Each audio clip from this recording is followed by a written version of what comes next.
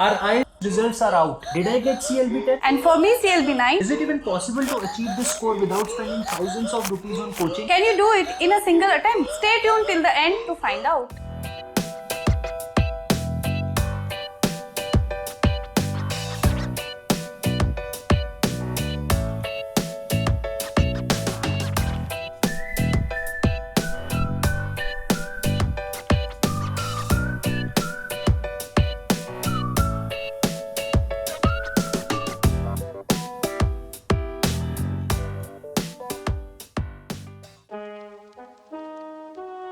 Let's find out what we got in our exam.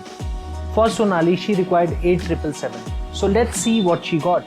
For listening, the required score was 8. She got an 8. For reading, the required score was 7. And she got a 7. For speaking, the required score was 7. And she got a 7. For writing, the required score was 7. And she got a 7. So overall, CLB 9.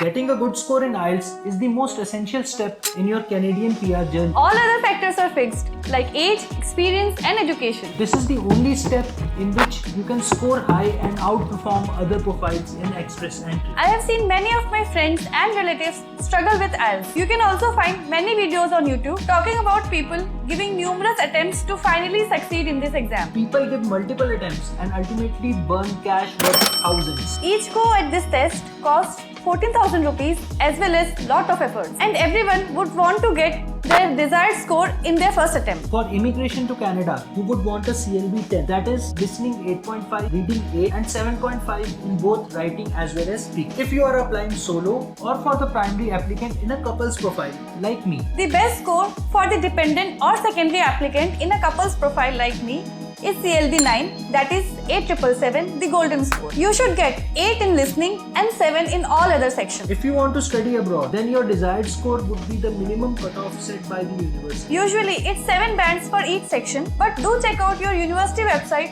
to know your desired score if you are opting for the study route. Whether you are appearing for the general training module for immigration or IELTS academics for study visa, this video is for you. Now let's check out Kshitij's score. He required 8.5 and 8 in listening and reading, whereas 7.5 in speaking and writing. So let's find out what he got. For listening, the required score was 8.5. He got an 8.5. For reading, the required score was 8. He got a 9. For speaking, the required score was 7.5. He got an 8. And for writing, the required score was 7.5. He got a 7.5. Overall, CLB 10.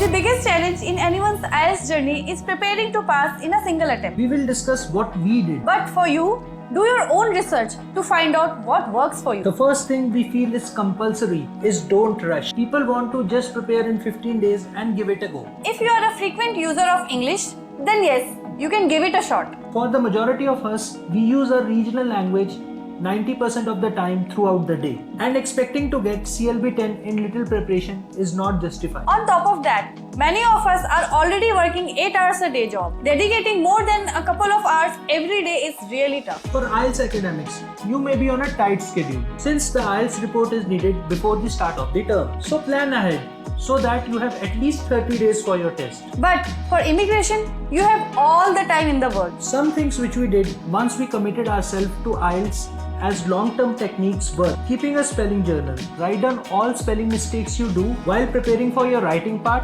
and revise every day. Also, another fun strategy is start watching English series in different accents in your free time. We chose one American, British and Australian show. This is really fun and drives new words into your vocabulary.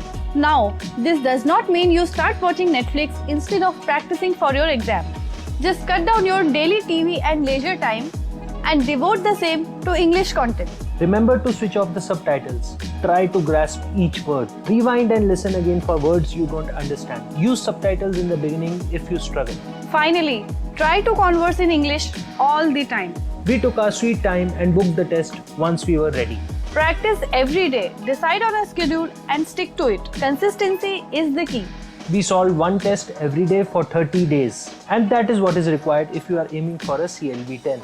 It takes 3 hours a day and this is bare minimum. Once you solve around 10 tests, you will realize your pitfalls and start working towards them. For instance, we found true, false and not given questions in reading section really tough. So started researching strategies for the same. Just search on YouTube and multiple videos from various channels would appear. We liked E2 IELTS and Fast Track IELTS the most. This will help you out with most of your doubts. Keep working towards your pitfall and you would start scoring high eventually. All you have to work on is training your mind to listen and read better. And to get more understanding on the writing method.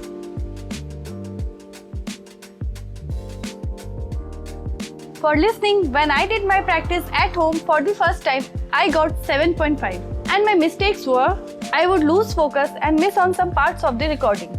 Hence, I have to train myself to focus more. Focus on your pain points and practice them more. For reading in my first practice, I got 7.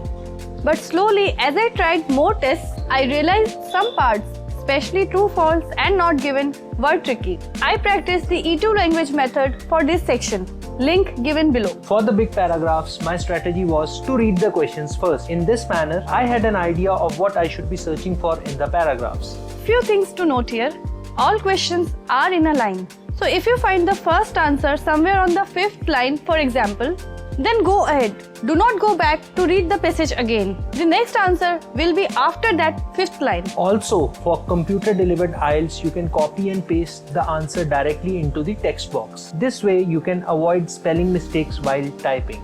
Again, the key is to focus. My mind used to wander a lot.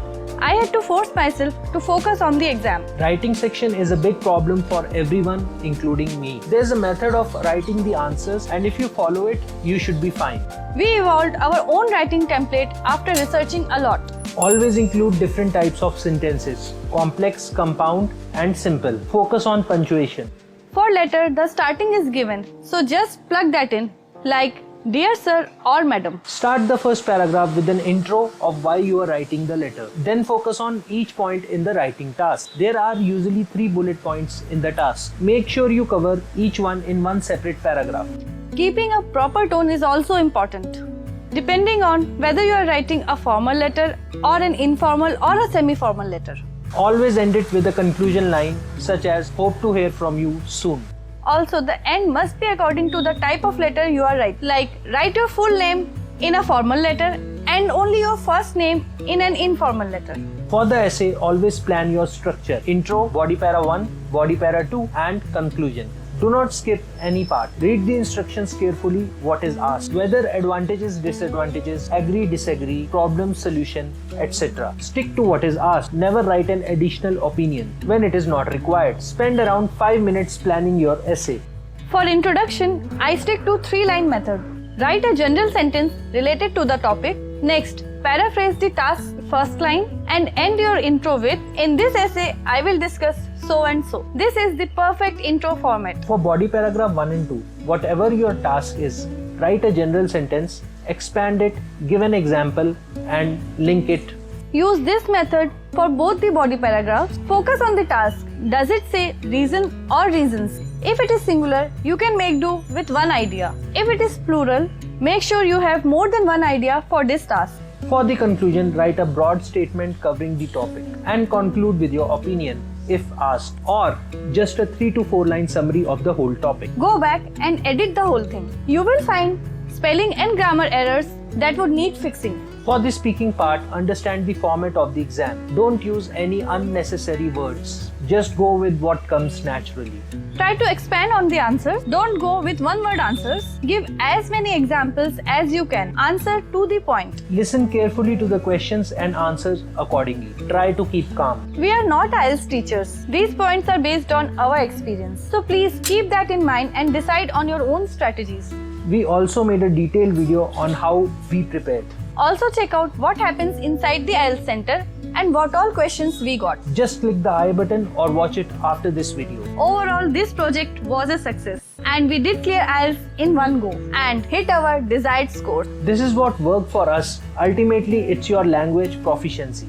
And there is no one plan fits all formula. It depends on how comfortable you are with English to begin with and how you plan your preparation. I hope you found some useful information in this video and do subscribe to our channel if you like our content.